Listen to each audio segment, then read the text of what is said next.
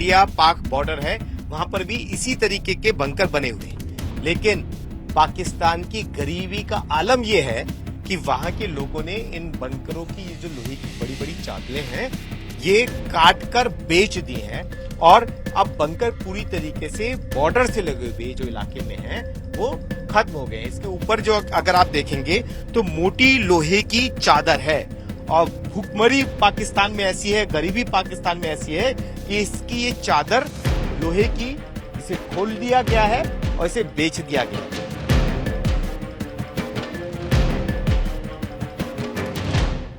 भारतीय खुफिया एजेंसी के सूत्रों के हवाले से एक बड़ी दिलचस्प जानकारी आ रही है पाकिस्तान को लेकर।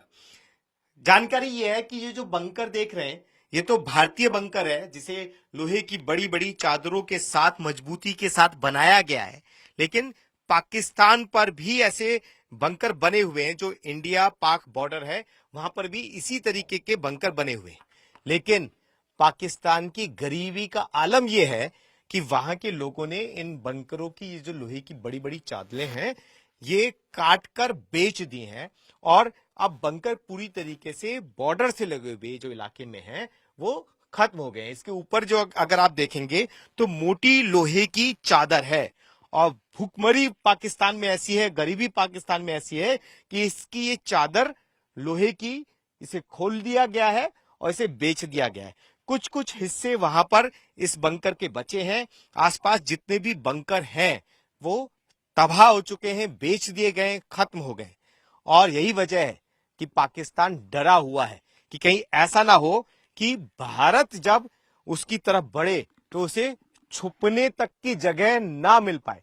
और इसकी सबसे बड़ी वजह बनी है वहां की गरीबी, वहां के लोगों का बर्ताव, जो सेना की चीजों को भी वहां पर बेचने में से दूर नहीं रहते हैं और सेना की चीजों को भी बेच देते हैं। भारत में ये बंकर बने हुए हैं जो इंडिया पाक बॉर्डर के पास में है, उनसे दूरी पर बने हुए हैं, सेफ्टी के लिए बने हुए हैं और अभी तक ऐसे ही हैं, यानी कि इन्हें कोई नहीं छेड़ता, ये आसानी से सेफ्टी के लिए बने रहते हैं। लेकिन पाकिस्तान में इन बंकरों को भी बेचने वाले लोगों की कमी नहीं है। इनकी टीन, इनकी छत, सब कुछ बेच दी गई है। पहलगाम में आतंकवादी हमले के बाद पाकिस्तान ने पहली बार भारत पाकिस्तान की अंतर्राष्ट्रीय सीमा पर सीज फायर का उल्लंघन किया।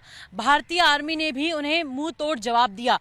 लेकिन गौर करने वाली बात यह है कि जब यहां पर सीज फायर का उल्लंघन हुआ, अब उसके अगले दिन यानी कि आज हम प्रगवाल सेक्टर से रिपोर्ट कर रहे हैं और आपको तस्वीरों के जरिए बताएंगे कि किस तरह से पाकिस्तान आर्मी और पाकिस्तान पूरी तरह से डर गया है, क्योंकि पाकिस्तान ने अपने बंकर्स को खाली कर दिया है और साथ ही साथ यहाँ की जो आपको तस्वीरें दिखाई दे रही हैं कि पाकिस्तान की पोस्ट से अपने झंडे भी पाकिस्तान ने हटा लिए हैं और पाकिस्तान की पोस्ट भी आपको पूरी तरह से खाली नजर आ रही है। यहाँ पर पहले फोर्सेस की तैनाती होती थी, पाकिस्तान के जवान उस तरफ खड़े होते थे, लेकिन अब वो पोस्ट भी खाली है, बंकर भी खाली है और पाकिस्तान का जो झंडा वहां पर लहराया करता था वो भी नजर नहीं आ रहा है। तो ये तीनों ही चीजें एक बात की और साफ इशारा करती है कि जाहिर सी बात है कि पाकिस्तान की आर्मी जो है वो इस पूरे इलाके से पीछे की तरफ शिफ्ट हो गई है, क्योंकि भारतीय सेना ने जिस तरह से जवाब दिया उससे पाकिस्तान की आर्मी को बड़ा झटका लगा है और इसी कारण से वो पीछे की तरफ शिफ्ट हो गए हैं। जाहिर सी बात है कि पहलगाम में जो आतंकवादी हमला हुआ उसके बाद से हम लगातार देख रहे हैं कि किस तरह से पाकिस्तान पहले कई सारे सेक्टर्स में या तो अखनूर हो या तो कुपवाड़ा हो, कई सारे सेक्टर्स में सीज फायर का उल्लंघन किया, उसके बाद एलओसी पर किया और अब अंतर्राष्ट्रीय सीमा पाकिस्तान और भारत की अंतर्राष्ट्रीय सीमा पर भी सीज फायर का उल्लंघन कल रात को किया गया था और भारतीय आर्मी ने भी उन्हें मुंह तोड़ जवाब दिया। लेकिन अब जी बिल्कुल तनाव की स्थिति तो बनी ही हुई है और आगे आने वाले समय में देखना होगा कि किस तरह से चीजें सामने आती हैं। एक हफ्ता पहले घूमते थे, लेकिन अभी उन्होंने उधर आना जाना बंद कर दिया है। जो उनके फ्लैग लगे हुए थे वो भी अभी शायद उतर गए हैं, तो अभी उनकी मूवमेंट उधर कोई नहीं है, शायद वो पीछे हट गए हैं। अभी हमें इधर से कुछ दिखाई भी नहीं दे रहा। उनकी जो फसल थी वो काट रही थी, लेकिन उन्होंने वो भी अभी नहीं काटी है और वो गांव छोड़ के शायद पीछे चले गए हैं। अच्छा, पहले किस तरह का मूवमेंट होता था? पहले ऐसे वो अपने बॉर्डर के पास रहते थे, फ्लैग लगाते थे, उधर घूमते थे, जो रेंजर्स उनके होते थे, कभी इधर जा रहे हैं कभी उधर जा रहे हैं, पेट्रोलिंग वगैरह होती थी उनकी। लेकिन एक हफ्ते से हम देख रहे हैं, लेकिन वो इधर अभी आ नहीं रहे हैं। मालूम नहीं कहाँ हैं, कहाँ पीछे चले गए, क्या प्लानिंग है उनकी, इसके बारे में हमें नहीं पता। लेकिन वो अभी इधर हमें दिखाई नहीं देते हैं। अच्छा, ये कब से हुआ है? कल चूंकि फायरिंग हुई उसके बाद इंडिया ने रिटेलिएट किया, इंडिया ने भी फायरिंग में जवाब दिया। हाँ, इंडिया ने तो फायरिंग में जवाब उनको दिया है, लेकिन जो वो उससे पहले भी कहीं पीछे छुपे हुए हैं। वो पहले से दिखाई नहीं, अगर उन्होंने फायरिंग भी किया है तो कहीं उन्होंने छुप के किया है, सामने से नहीं किया उन्होंने। ठीक है, आप भी इसी गांव में रहते हैं? हाँ जी। आप क्या कहना चाहेंगे? कल यहाँ पर फायरिंग हुई, सीज फायर वायलेशन हुआ, हम तो यही कहना चाहेंगे कि आर्मी वालों के साथ हैं हम। यहाँ पे कब से रह रहे हैं आप? अभी बचपन से ही। बचपन से हम इधर ही रहते अच्छा, हैं। आप लोग सब यहीं पे हाँ, रहते हम यहीं पे रहते हैं और हमारी आर्मी है जो हमारे बॉर्डर पे रहती है और हम उनके साथ 24 घंटे उनके साथ रहते हैं। उनको हमारे साथ काम है, उनको उनके साथ काम है, क्योंकि हम उनका साथ, हमारे आर्मी है, हम तो अपने देश के साथ हैं। बड़ी बात है, हम अपने देश के साथ हैं। पहलगाम आतंकी हमले की जांच एनआईए लगातार कर रही है। एनआईए की जांच में बड़ा खुलासा हुआ है। सूत्रों की माने तो जांच के दौरान ये पता चला है कि बैसरन घाटी के अलावा आतंकियों ने 3 और जगहों की रैकी की थी। ये 3 जगह जो हैं वो बैसरन घाटी से कुछ किलोमीटर की दूरी पर हैं। उन्हीं 3 जगहों में से ये एक एम्यूजमेंट पार्क है जहां आतंकियों ने रैकी की थी। दरअसल आतंकी 15 अप्रैल को ही पहलगाम पहुंच चुके थे। 2 दिन पहले वो बैसरन घाटी पहुंचे थे, वहां पे उन्होंने रैकी की थी और जांच के दौरान ये पता चला है कि इस एम्यूजमेंट पार्क की भी रैकी की गई थी।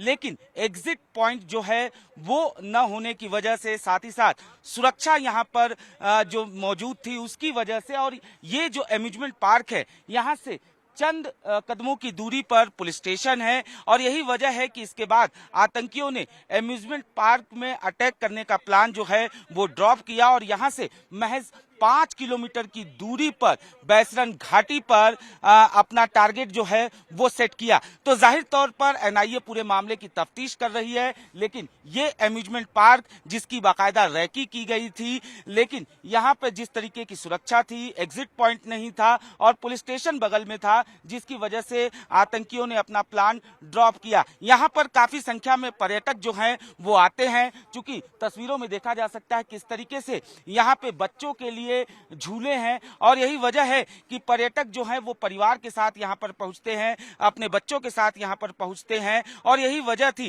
कि कहीं ना कहीं आतंकियों के निशाने पर ये एम्यूजमेंट पार्क भी था। इसके अलावा आरू घाटी और बेताब घाटी की भी रैकी आतंकियों ने की थी, लेकिन वहां पर भी किसी न किसी वजह से उन्होंने अपना प्लान ड्रॉप किया। उसके बाद यहां से 5 किलोमीटर की दूरी पर बैसरन घाटी पर वो पहुंचे और वहां पर उन्होंने आतंकी हमले को अंजाम दिया। एनआईए की टीम लगातार मामले की तफ्तीश कर रही है। जांच के दौरान 3 सैटेलाइट फोन के इस्तेमाल के भी सबूत मिले हैं और कई OGW से लगातार पूछताछ की जा रही है। इसी पूछताछ के दौरान ये पता चला है कि किस तरीके से उनके टारगेट पे बैसरन घाटी के अलावा 3 और लोकेशन थे।